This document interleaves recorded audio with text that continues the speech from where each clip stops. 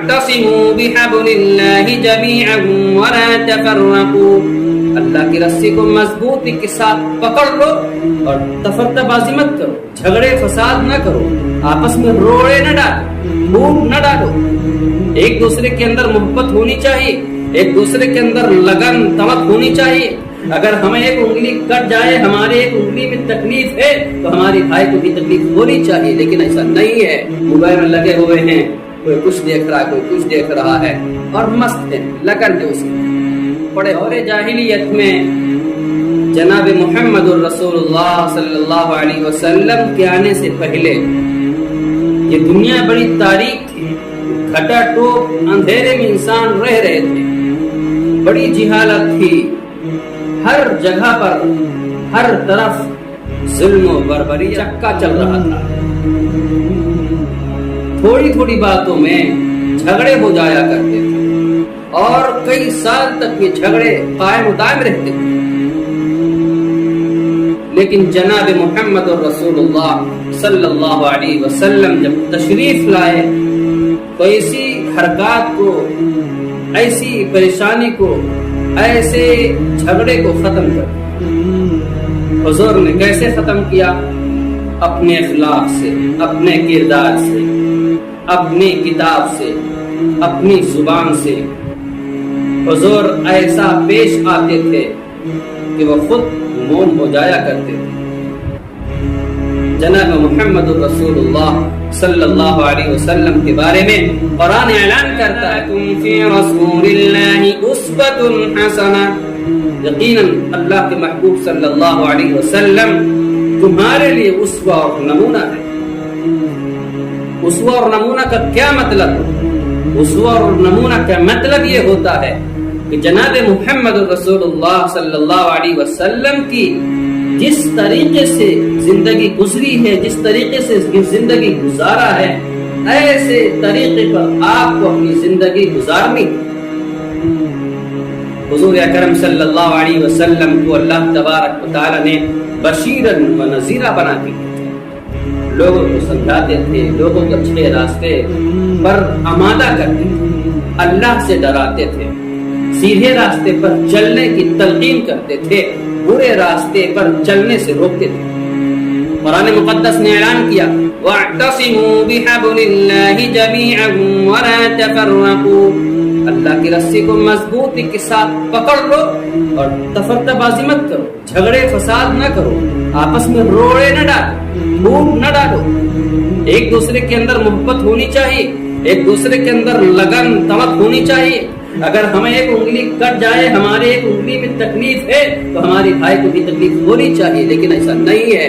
کیوں؟ آج ایسا یہ ماحول بن چکا ہے کہ اپنے بھائی بھائی میں نہیں بنتا، پڑوسی کی بہت دور کی بات ہے، اپنے بھائی کو بھی نہیں بنتا، گھر میں 4 لوگ ہیں ان بھی نہیں بنتا، یا ایسا ہے جیسا کہ 4 برتن ہوں وہاں کھڑکھڑاتے رہتے ہوں، ایسے ہی یہ بھائی ہوتے ہیں جو ایک گھر کے 10 لوگ ہیں، 5 لوگ ہیں، ان میں جھگڑے ضرور ہوا کرتے ہیں۔ مدارس میں بھی جھگڑے، کالجوں میں بھی ایسا ہے، مساجد میں بھی ایسا ہے، گاؤں کے اندر بھی ایسا ہے۔ کوئی اپنے آپ کو اونچا سمجھتا ہے، کوئی اپنے آپ کو نیچا سمجھتا ہے، اونچا ہے تو نیچے والے کو پریشان کر رہے، اونچے والے نیچے والے کو تنگ کر رہے، اپنے ماتحت کو کام کرواتے ہیں۔ یہ ظلم و زیادتی ہے۔ اگر وہ کمزور ہے، نہیں کام کرنا چاہتا ہے، تو آپ زبردستی اس سے کام کیوں لیتے ہیں؟ عزیزو، حضور اکرم صلی اللہ علیہ وسلم نے یہاں پر زندگی گزار کر امت کو یہ پیغام دیا کہ کس طریقے سے ہمیں زندگی گزارنی ہے۔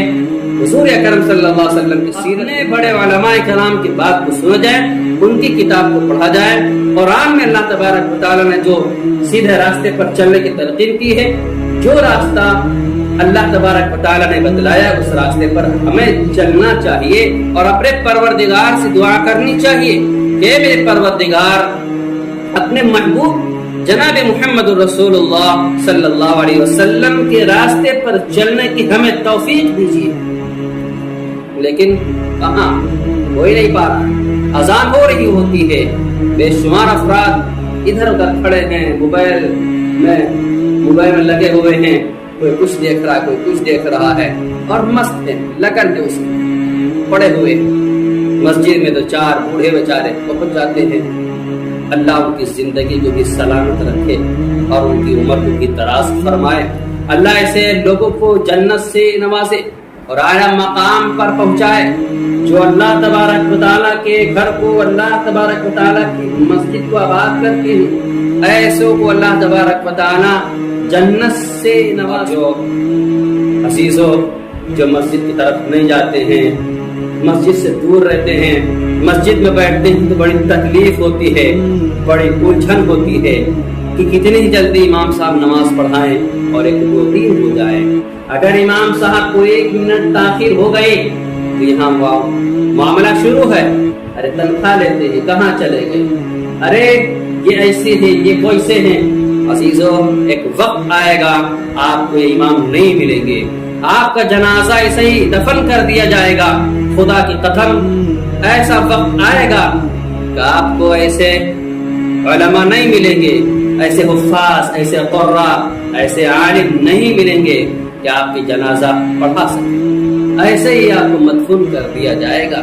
اس لیے سمجھو کہ جو بھی ہیں اللہ نے ہمارے اوپر رحم کیا ہے تو مل رہے ہیں، ورنہ وقت آئے گا تو سب ختم ہو جائے گا۔